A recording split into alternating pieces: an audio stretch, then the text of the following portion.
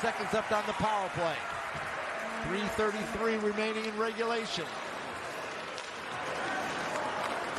Brindley gains the zone, gets it to Gauthier. Gauthier drives down low, pulls up, circles back out, takes a look, circles again.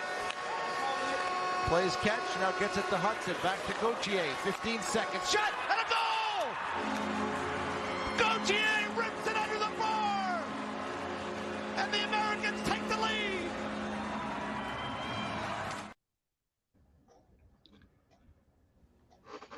Welcome back, everybody, to the Birds Blast with Kyle Quinn. With Kyle Quinn. I'm your boy MattyB, and welcome back to Edge of Philly Sports. It's Saturday, and I hope your weekend is going well. You might be thinking to yourself, what is he doing leading off with a crazy hockey thing? Well, I'm going to tell you why. Because just on Thursday, transparency. I'm not going to lie. It is Thursday night. We record this on Thursdays. We play it on Saturday. But a couple hours ago, that was Cutter Gauthier, the highly prospected pick from the Flyers, sending the Americans into the gold medal game of the World Junior Championships in Gothenburg, Sweden, just a few hours ago. Really nice goal, demonstrating the guy's quick hands. But the one thing I have a problem with that goal is he's not going to have that much time, nor is he going to have that much space at the NHL level. But that's a conversation for another day. Kyle, welcome back to the show. And 35-31 losers to the Arizona Cardinals as we get ready for Week 18. But we got to stop and pause for Week 17. How you been, Kyle? And I know last week we had some technical issues. I'm glad to see you're back, and hopefully we get through the whole show. Yeah, all good, buddy. Happy Saturday to you. Hope your weekend's been going well. And yeah, I mean, that was a terrible loss, man. Just brutal. Yeah, it was. It was very brutal. And there's been a lot of fallout, I guess is the word we're going to look at this week from that loss. Of course, the big story in town is the A.J. Brown media availability yesterday. He spoke, and we'll get to that here momentarily as well. I don't really want to spend too much time talking about that because honestly, I think it's deplorable. I think it's horrible. It's more drama than this team. Doesn't need, as really the season is somewhat unraveling in front of us. Kyle, before we get into breaking this game down, I got to ask you a point blank question: is the season lost? I mean, it looks that way. Like I don't like they pretty much had everything that they could have wanted in front of them for that week. Like but besides, Dallas beat Detroit and the 49ers. Got handled by Baltimore, so that the number 1 seed really was right in their grasp. And instead of getting the 2 seed or even the 3 seed, it looks like they're going to lose the division now and have to go on the road all throughout the playoffs. And for a team that's just been, playing as poorly as they have lately, that doesn't seem like a very good recipe for this team to go win the Super Bowl. So yeah, I mean, if your expectation was like mine, that this team should go and win the Super Bowl, then yeah, I mean, it looks like the season's lost at this point. Now, Kyle, the overview of this game, or summary, I guess it's more, summary. The game already happened. But once again, it's really a wash and repeat thing right now with this team. They can only pretty much put it together for one half. Their play calling for the first 15 plays of the game, the scripted plays, probably among the best in the NFL. But after that, it's a crapshoot of what you're going to get. Confusion, undisciplined play, lack of communication, boneheaded mental mistakes, and there you have 35-31 at the hands of the stinking Arizona Cardinals. Kyle, give me a breakdown of what happened on Sunday. Well, it was like maybe the worst regular season Eagles loss that I can remember for a long time, with all things considered that I just laid out there, everything on the line that you had in front of you, the records of the two teams. I mean, and if you watch that game, you wouldn't know which team was 3-12 and which team was 10 or 11-4 or whatever. So it was awful. And the fact that it was Jonathan Gannon and the Cardinals and that crappy of a team, and everything's getting worse. Like the team is playing worse and worse as the season goes on, to the point where they look like one of the worst teams in football right now. And I know they're not. Like that's the unfortunate part about it, is that they're a very talented roster. They're just playing extremely poorly and way below their potential. So I think a lot of that points to the coaching. I think some of it is the best players just not playing their best football. But we saw all of that sort of compound itself into just what was without a doubt the worst loss of the regular season and the worst loss I can remember. I mean, the defense has been bad all year, Matt, but it's never been that bad, like to where you're letting the Arizona Cardinals, who don't even score 29, they scored 29 points one time a season. They didn't punt a single time, and they put up 35 on your heads. And that's with a pick six on one of the drives. So it was just a brutal defensive showing, and another bad offensive performance too, considering that they're the unit that needs to win you the game, and they couldn't go do that. So. Yeah, and even when the Eagles were out 21-6, which they played a pretty good first half, you just didn't feel right because James Conner was going through that defense like a hot knife through butter. His first half numbers, 14 carries for 72 yards, was averaging about 5 yards a carry. You just didn't have a warm and fuzzy that even though the Eagles at that time were putting up the points and they were helped out, of course, with that pick six, you just didn't have a warm and fuzzy about it, Kyle, did you? No, and that's because the offense had I think it was the end of the first half, had a pretty bad 3 and out. And like you said, it was 21-6, but 14 points of that was the offense. And the other 7 was a pick six. You didn't really stop the Cardinals in that first half. Like the announcers were obsessing over it the whole game, that the Cardinals are outgaining the Eagles and the time of possession disparity is ridiculous. And, it's like one point I'm thinking, okay, well, they did get the pick six and they had a 2-minute drill for a touchdown. So that would explain some of it. But as the game went on, you're like, well, oh my God, they just can't stop this team. And you sort of saw it all coming from like 10 miles away at the very end of the game when they kicked that onside kick. I was like, we're going to lose this game. So yeah, about the brilliance of Jonathan Gannon or just the complete lack of any sort of situational awareness by the Eagles, I would say both. But just an awful way to lose that one, man. I want to get into that onside kick and the whole sequence of plays that occurred after the onside kick here in a second. But in the second half, the Eagles were outscored 29-10, and it was just a brutal showing for this team. The offense went south. I think the Cardinals, what was it? They scored on 4 straight possessions. I mean, they didn't punt the entire game. The Cardinals. Britton Covey didn't get any work in that game. How do you go to bed at night, Kyle, with that hanging over your head that the Cardinals did not punt the entire game? Well, I didn't, Matt, because I haven't slept about the fact that the Cardinals didn't punt. I mean, like I said, the only stop you got on them was the pick six. Like if there wasn't a miscommunication on that route, it's probably another touchdown by the Cardinals. And instead of a 21-6 game, it's a 14-13 game, or if they go for 2, a tie football game at the half, and we might have lost even worse. I mean, it was just a dreadful performance, man. Hey, you mentioned the onside kick, and going into this game, and I mentioned it solo last week on this show, that the Cardinals really didn't have anything to win. I mean, winning for this team would hurt them as they're chasing the Panthers / the Bears for that first overall pick, and there was nothing. I mean, obviously you want to win every game, and John Gannon obviously wanted to win this game, but I don't know. They panned over to the Cardinals GM who was on the sidelines. He looked like he was about to have a heart attack because they were going to win this game. And, that tells you everything you want to know. But Kyle, the onside kick, with about 5 minutes to go, John Gannon, I think the game was, I believe, tied at the time. John Gannon goes for the onside kick. They don't get it. Eagles recover the ball. And then a sequence of events that occurred in about a 2-minute or so, a little less than 2-minute span from about the 4:13 to 2:30 mark of the fourth quarter, where the Eagles moved the ball 9 yards, burned their final timeout, and just took a penalty, maybe a couple penalties. We're running screenplays on 1st and 20, 2nd and 20, and then settled for the field goal. Kyle, if you didn't think that they were going to lose that game before, you had to think after that sequence they were going to lose. Well, I think the onside kick was the moment for me where I said, we're going to lose this game. So, I thought a little bit before that, the timing might not work out. I was like, whoever gets the ball last in this game is probably going to win, especially if the Cardinals have a chance to tie it at the end. They're not going to kick the extra point. They're 3-12. They were going for 2 that whole time. We didn't live up to our end of the bargain on the onside kick by not getting a touchdown. I mean, we had to freaking settle for a field goal. So I think in the back of Gannon's mind, he's like, if I give them a short field and they go and score a touchdown within a minute, then I can just ice the clock down like I've been doing all game, just keeping my offense on the field. and just go for two and win this football game and get out of here. And that like the most asinine sequence of plays I can remember like in my lifetime. It's 1st and 20, and then you or whatever, you get a penalty, and then you got like a Hurts QB draw, one that loses 4 yards, and then the freaking screen, and everyone's shaking their head walking off the field. And I mean, like you said, I knew before that they were going to lose that game, or at least had the feeling. But at that moment, you were like, "Oh, this one's over."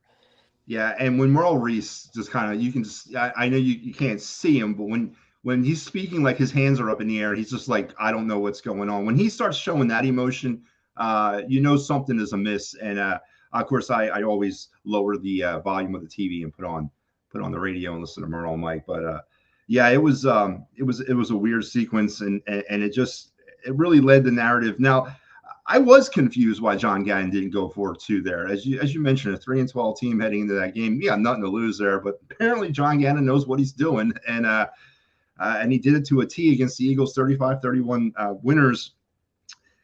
Kyle, the X factor in this game for me, and we're moving on to the Giants. I want to get past this as fast. What has happened to our Georgia Bulldog prospects? Jalen Carter, Jordan Davis. Jordan Davis is once again for the 2nd straight year now disappeared in the second half of the season, and Jalen Carter is looking. I don't know, is he tired? He's looking just kind of one step. He's just not. They're doubling him, or they're doubling everybody, and they're just not able to get off these blocks anymore. I know it's hard early in their careers, and maybe it's coaching at this point with these guys. They actually need someone to come in and coach them up to be NFL players. And I'm not calling for their removal or their be traded or whatnot, but nothing's working, and that defensive line is really porous right now. And I don't necessarily see a fix right here. No, and I looked less to the Georgia players and more to the guys like Hassan Reddick and Josh Sweat, who need to make life easier for the Jalen Carters, who like you said, now he's getting doubled. Josh Sweat's not getting home. The guys that you're paying home, they're not getting home. So they have to make life easier for the young guys, Jalen Carter, Jordan Davis. And Jordan Davis has slowed down in the second half. That's definitely a concern, something we're going to be talking about in the offseason and next year. But, we got to remember defensive linemen take a little bit to develop. And we all had this conversation yelling about Brandon Graham over Earl Thomas, and we all know how that turned out in Eagles lore. So just be a little bit patient with those guys. But unfortunately, you really have that luxury right now. Like you need to go win football games, and you need to cash in on what's a huge opportunity with all the talent they have. So it's tough. It's tough to see these guys slowing down. I think they just maybe need rest. I think they played like by far the most defensive snaps of any team in the NFL, and that's a problem. So going into the playoffs, they're definitely going to need to get those guys some rest in I would guess next week if they're able to do it, or I'm sure we'll have that discussion in just a little bit. But I'm looking less at the Georgia guys and more at the big money guys that need to get home. Yeah, no, I absolutely agree with you. And then I guess one of the last things that I want to bring up about the whole defensive line problem, we let Derek Barnett walk away a few weeks back, which I wasn't upset about it. I'm going to sit here and tell you, I know that's going to bite us. No, I mean, I was out on Derek Barnett years ago, probably in week 3 of 2018. I was out on Derek Barnett, but he's pretty much rejuvenated his career with the Houston Texans. He's playing pretty well down there. But I'm not necessarily going to center this around Derek Barnett, but it was that rotational thing that we've always kind of expected the Eagles to be deep on. It was depth. It was rotating players in and out rotating. I don't see it that much this season. And I don't know if it's because we don't have the talent or the depth there to do it, or it's a different whole philosophy, but that could attribute to some of the, fatigue along that defensive line, don't you think? Yeah, and it's definitely because, Brandon Graham's getting a little older, and I love the guy. But clearly him and Nolan Smith aren't really able to hold it down when the other guys need a rest. So it's tough. And like you said, I mean, Jordan Davis and Jalen Carter, they can get rest, but you're giving them they're giving their reps to Fletcher Cox, another older guy. So it's tough. I mean, there's so many snaps that have to go around. And, I really don't know what the answer is at this point if they're going for something this week, but these guys are just really tired. I know it's a crappy excuse because they're football players, but it seems to be the case right now. Yeah, and let's head on into the news leading up to the Giants game, and we're going to move on now to the Giants because, we got to look ahead. Can't look back anymore. But A.J. Brown decided after Sunday's game that once again he was going to speak to the media, thus creating yet even more of a distraction, if you ask me. I ended my 2-year, and Kyle, I didn't tell you this morning, but it was a 2-year radio absence or caller absence from WIP that I ended today on the Joe Giglio and the Hugh Douglas show. And one of the main topics obviously was this thing with AJ Brown. And I brought up leadership as being a real problem on this team. And we've mentioned this before. Hell, we've talked about AJ Brown back in week 2 after that first dust up on the sidelines against the Vikings. This ain't something new. And we both agreed that both of them were, in this case, Brown and Slay, they don't deserve to be wearing C's on their chest. I come from the school that leaders lead from the shadows. They lead from the front, but they lead from the shadows. They don't put a target on them. They don't put a bullseye on them. They don't put drama on them. And AJ Brown did speak to the media. And the big question on your show today was, did he fix the season? And Kyle, I never heard your take on that. What do you think about all that? So I would say upon hearing AJ Brown, now I agree with you. When him not speaking is the thing that sort of put the match on the gasoline, like whatever that phrase is.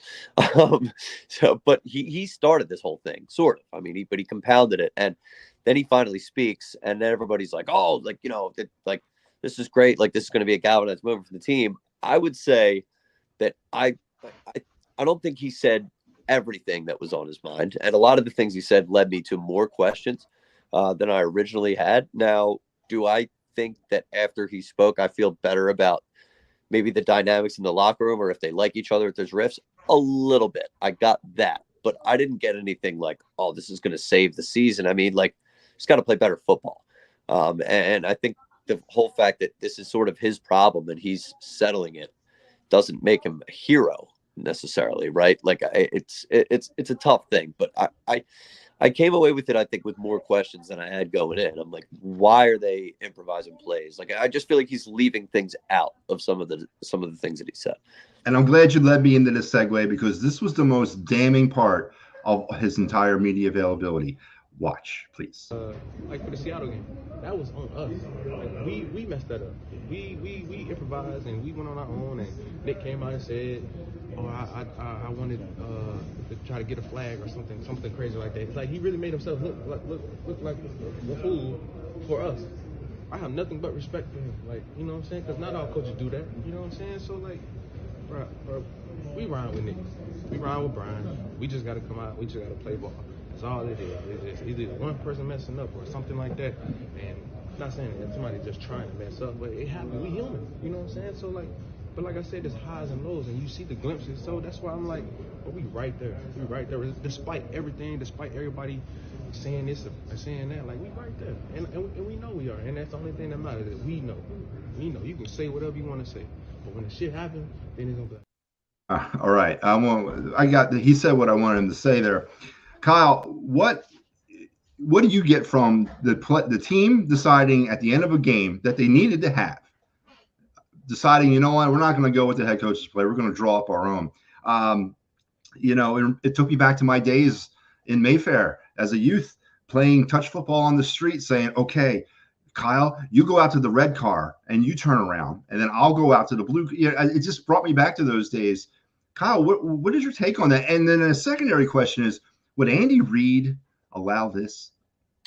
Well, I mean, it did happen under Andy Reid worse with Terrell Owens. So I'm not going to put Andy Reid in. Come on now. It didn't happen with. No, I meant like improvising plays in games. Oh, well, no, I don't think so. No, I think so here, I would say this. I would answer both questions this way.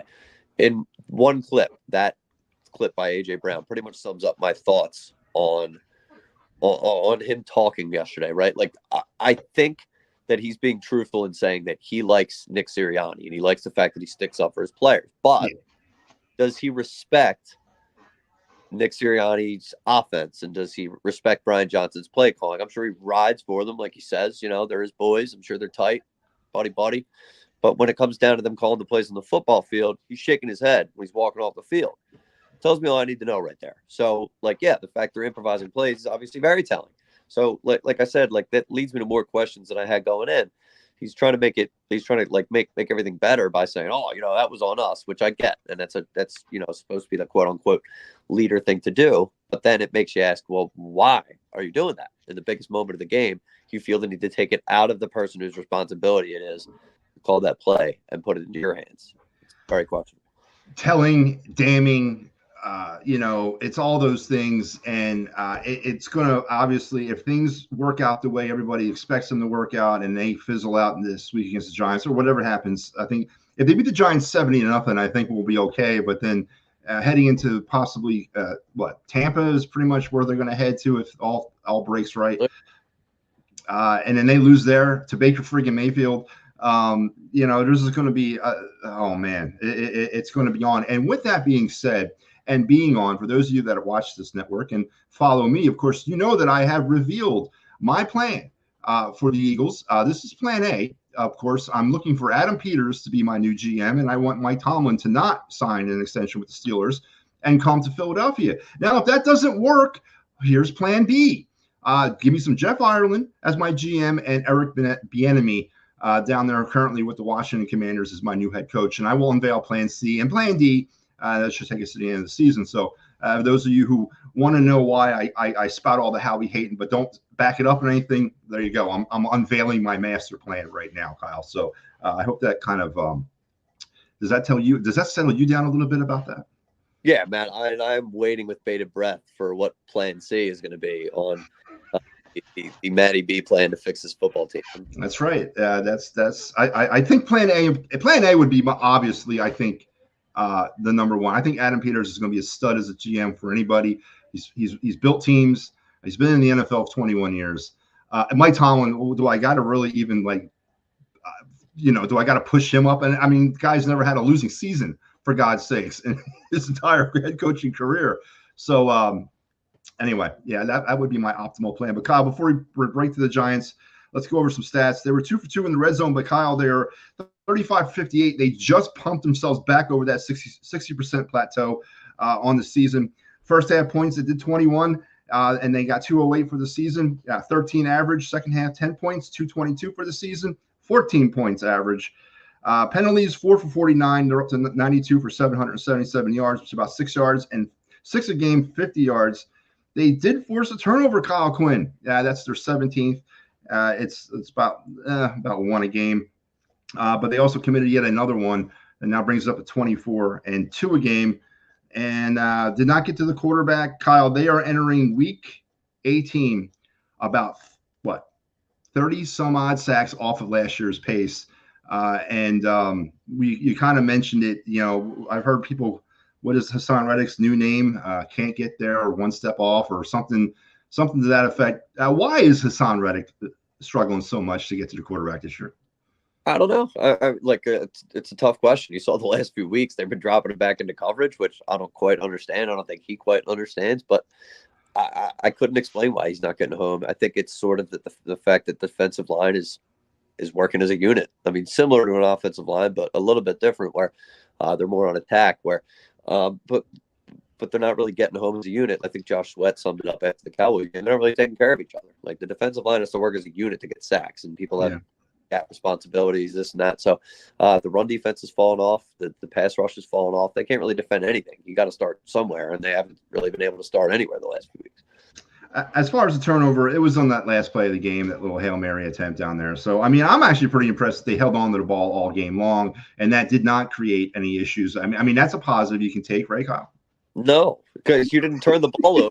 Like, regulation, and the Cardinals with you. I mean, I know the score was close, but the Cardinals kicked their ass, dude. Yeah, I know the they did. 3-12 football team that came into the link and dominated us while we had the 1 seed at stake. I mean, dude. Gee, Kyle, I mean, I never thought I had to be here and be like the voice of optimism here, man. I'm just telling you. You mentioned it last week, even though I mentioned it on the show that we did have about 10 minutes of tape, and then the internet went away, so that we did get into the conversation a little bit. And you mentioned the Giant win was a foundational victory. And I said, well, you're in week friggin' 16 and you're talking about foundation victories. There's a problem here with this team. I'm just kind of driving off of that and saying, you know what? Hey, they didn't turn the ball over really in this game. I got it. It was against the 3-12 Cardinals, who really just, I mean, I don't even know the tight end's name that scored. What's the kid's name that they keep? I keep forgetting it, but he had a stuff a day. What was it? The Dortch? Dortch, who just tore up the Eagles linebackers again. And you're right. It was a mess, Kyle. They did get 1 sack on the day. All right, Kyle. MetLife Stadium, Week 18.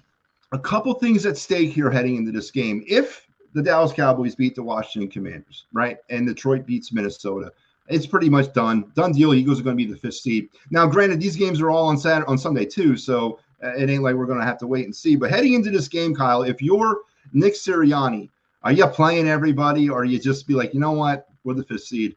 We're just going to ride and die with that?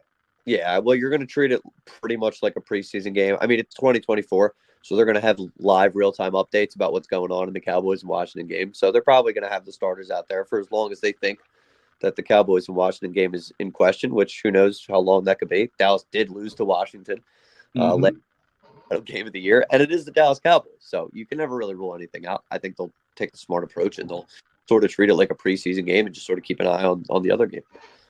And, of course, the Giants enter the game 5-11, long since been eliminated. But you know what? They're showing some life. Tyrod Taylor, who came in and kind of put a scare in the Eagles a little bit a couple weeks ago on Christmas, will get to start over Tommy DeVito, whatever. I'm sure I won't have to know his name much longer. But how do you think the Giants take this game, Kyle? Because these guys are auditioning for work next year. And, 5-11, it's a pretty, that's not 5-11, 5-12, 6-11. I mean, you're going to kind of fall in the same draft spot anyway. Maybe by 1 or 2, it might change it. But how do you think the Giants attack this game? Well, Matt, they're playing against the Philadelphia Eagles, so I have no doubt that they're going to play the game of their life. Yeah, I agree. There's going to be nothing more that they'll enjoy and relish going out by saying, we continue the Eagles downward spiral. No, I agree 100%. With that being said, let's head over to check out the uniforms. It's being reported the Eagles are going with the Wentz whites. I don't think that's accurate. I think they're going to go with the green pants. Giants are going with the traditional blue tops, white bottoms, especially if we get the snow we're supposed to get. It's going to be horrible to try to keep an eye on the Eagles. The weather at MetLife on Sunday, we got snow and rain. They're not calling for straight snow at this point. They're calling for snow and rain mix. We'll wait and see how all that kind of plays out. Injury report, let's head over to it real quick. We'll start with the Giants first. Tyrod Taylor was a limited participant in practice on Thursday. He is dealing with his back issue. Jason Pinnock was also a limited participant dealing with the toe. He is their safety. Their center, John Schmitz, was also limited with a shin. Danbury Holmes, their cornerback, was limited with his foot. Carter Coughlin, their linebacker, limited with a shoulder problem. And Deontay Banks, limited with a shoulder problem as well. Kyle, anything grab you about the Giant injury report before we move on to the Eagles? Yes, actually, is that I don't know how any of those guys are.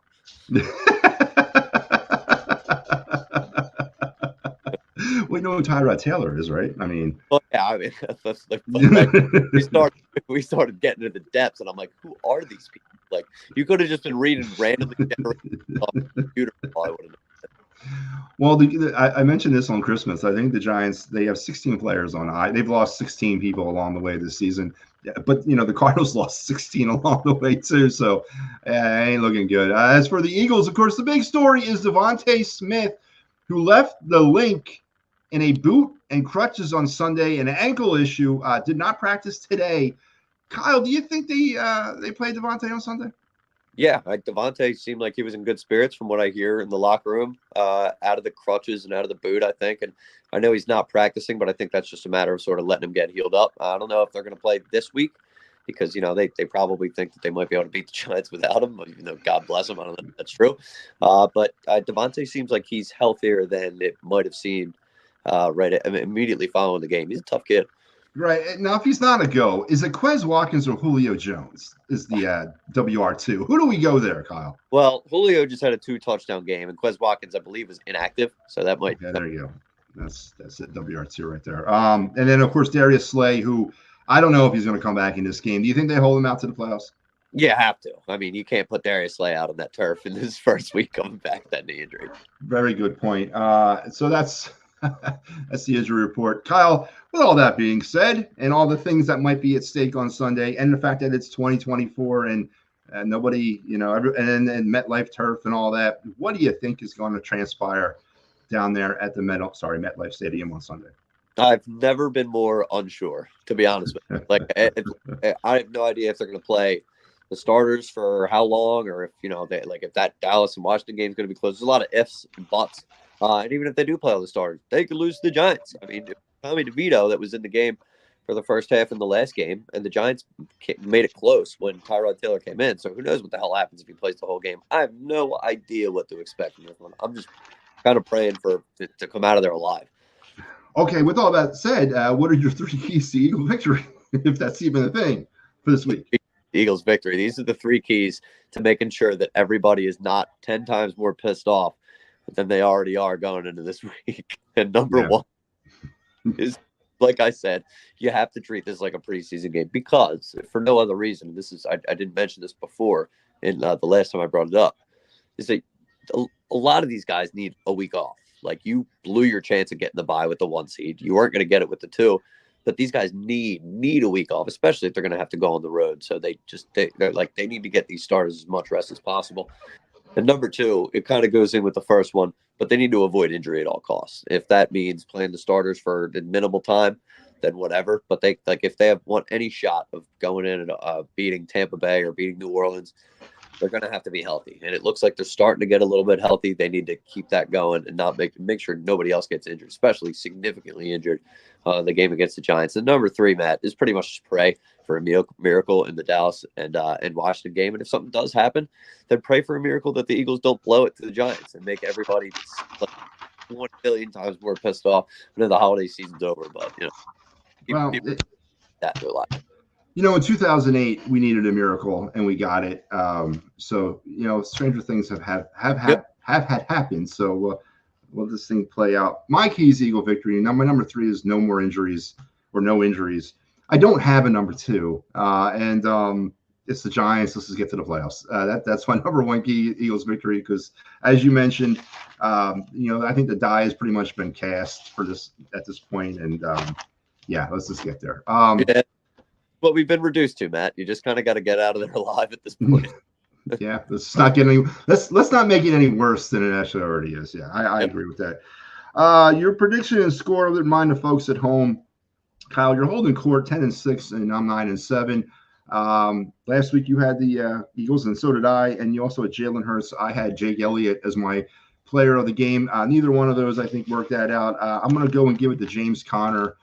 He carried the ball 26 times for about 160 yards and a touchdown.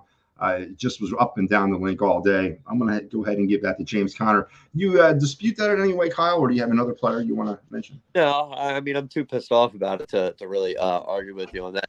James Conner, Greg Dortch, Jonathan Gannon, any of those guys. Any of those guys. All right, Kyle, here it is, our final Sunday, our final Week 18 prediction. I'm going to give it to you. What do you think? Give me a prediction, score, and MVP. Yeah, so like I said, I really have no idea what's going to starters or anything in this game. What was the final score of the last game? 25-21 Eagles or something like that. I'm going to go. I'm going to go with the exact same final score in the first Eagles Giants game, just for S's and G's. And then since this is going to be one of those games where their starters aren't going to play the whole game, now we're going to see the Boston Scott 2-touchdown game. Boston Scott MVP. Okay. So Boston Scott. Wow, you just got me all thrown off here. So Boston Scott. I'm going to go 10-6 Eagles. And Mariota is my MVP, so I'm going to go with Mariota here. He's going to 10-6. Yeah, they're going to win 10-6. Yeah, but it's going to be a lot better than the score indicates. Trust me. That would be epic, dude. 10-6. Marcus Mariota is my MVP, and then we have a quarterback controversy heading into the playoffs. Those are back. Yep. All right, Kyle. So question of the week time. We've made it to the end of the season, or the end of the regular season, and we obviously, as you can look at and we'll go recap all this at the very, very end. We'll talk about where, because don't forget, back in August we went division by division, our winners, our last place teams, our playoff teams, Super Bowl contenders, all that. Some of it's kind of still in play. A lot of it isn't, the way this NFL season has gone. Kyle, when you look across the NFL landscape right now, I'm going to go here, and maybe you don't want to answer it, but maybe you do. Who do you see in the Super Bowl this year? Well, I mean, if I had to answer truthfully, the best two teams in the NFL right now are Baltimore and San Francisco. I actually not really sure that anybody else in the NFC has, other than San Francisco, to be completely honest with you. I think they're head and shoulders above everybody else. The AFC, I think you could see a sneaky team like Buffalo pop in there. If they do happen to get in, this last game is going to be really interesting. They're the last game of the season, and it's pretty much for all the marbles for they can win the division or they can be out of it, depending on how the cards fall. But if Buffalo does make it, they're a dangerous team, and they're one of the teams I think that can stack up with Baltimore. So at this point, I mean, if without making like a legitimate prediction, it looks like it's going to be San Francisco and Baltimore, maybe Buffalo. Now, Kyle, I remind you that you picked Buffalo to come in dead, or not Buffalo, but Baltimore to come in dead last in the AFC North this year. Mm-hmm. Yeah, it's been that type of season, man. I mean, I'm ready to look at your predictions, pal. No, I'm not. I've been holding off on that. No, actually, I'm doing well. Who did I pick in the AFC North? Real quick, I'll tell you. It's right here. I had Cincinnati winning division and Cleveland coming in last. So you're right. I mean, I'm not going to sit here and tell you I know what the hell I'm talking about either. But all right, Kyle, that's going to do it here for another great episode of the Birds Blast. Before I let you go, Kyle, tell us where we can find you out there. All right. So WIP, 94.1 every day, 10 to 2, Monday through Friday on the midday show, and on Twitter at Kyle_Quinn, WIP. Now, before I do let you go, I just want to let everybody know out there, this is how the Birds Blast will probably go for the rest of the way out. We will be back next week to talk about the playoffs. But then after that, depending on how far the Eagles go, we're going to kind of do that. And then if the Eagles do get eliminated, we're not going to come back until after the Super Bowl and just kind of recap it all, Kyle. Does that sound like a good deal to you? Sounds fine to me, pal. All right, man. I didn't think you'd have a problem with that. All right, man. Kyle, have a good night. Enjoy the rest of your weekend, brother. Enjoy, dude. Thanks, bud. All right. Kyle Quinn, as always, back. No computer technical issues tonight. We were able to get it done. And as I mentioned last week on the show, we had some I had some massive internet issues. So we didn't have the opportunity. Now, as promised, I don't know if I promised this on Monday on my show, or if I promised it last Saturday. I don't remember, but I haven't been giving you out my picks every week lately. I missed about the last 2 or 3 weeks. So I'm going to recap everybody where I'm at heading into week 18. Of course, this is Thursday night. It's about what are we at here? Thursday night is week 18. There is no Thursday night game this week, so I'm still good with this. So here we go with my picks. Before I let you know, I was 11-5 last week. That's right, 11-5. I've been having actually some good weeks lately. 134 to 105 on the season. Looking to finish up week 18 on the right side, but of course, week 18 is a hard week to predict. But here we go. As I said, I got the Eagles winning 10-6. Give me Baltimore over Pittsburgh on Saturday. Houston over Indy on Saturday. Cleveland over Cincinnati. Detroit over Minnesota. Jacksonville over Tennessee. The Jets over the Patriots. Give me the Saints over the Falcons. Tampa beats the Panthers. Green Bay over Chicago. The Raiders over the Broncos. I don't know why I'm picking that. Seattle over Arizona. Kansas City over the hapless Chargers. The Rams over San Francisco. No. I just said Rams, San Francisco twice. No, the Rams over San Francisco. Dallas or Washington over Dallas, because I'll never pick Dallas, and of course it means the Eagles are still alive in the NFC East. And then on Sunday night, Miami will beat Buffalo, and that's my Week 18 picks. So there you go. I wanted to update you all on that before we said goodbye on this Week 18. But before I also leave, I just want to remind everybody that this show and all the other great shows here on the Edge of Philly Sports are brought to you in part by a bunch of great sponsors, in part here by Cherry Injury Law for workman's comp, motor vehicle accidents, or personal injury. Dave Cherry. For the best ticket prices around, head over to Cherry's Ticket Town, enter the promo code EOP10 and an extra 10%. And then Dolan's Bar and Grill down there in Delco. You never know who might walk through the front door. And then Philly Sports Trips. If you're going to travel like the pros, and I'm not just saying that off of a read or anything, I mean this. If you're going to travel and you want to travel to games with like-minded individuals, you need to go further than Philly Sports Trips, because it amps it up to a whole other level, right? So make sure you head over to Philly Sports Trips and check out all what they have to offer. And that's going to wrap me up here on another great episode of the Birds Blast. I want to thank Kyle and for coming on. One last point, though, that Cutter Gauthier goal. Again, I told you this is Thursday night.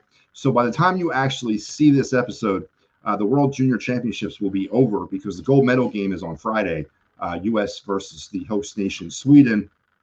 So more to follow on that. But I hope you enjoy. I hope you enjoyed a great tournament. It was really fun.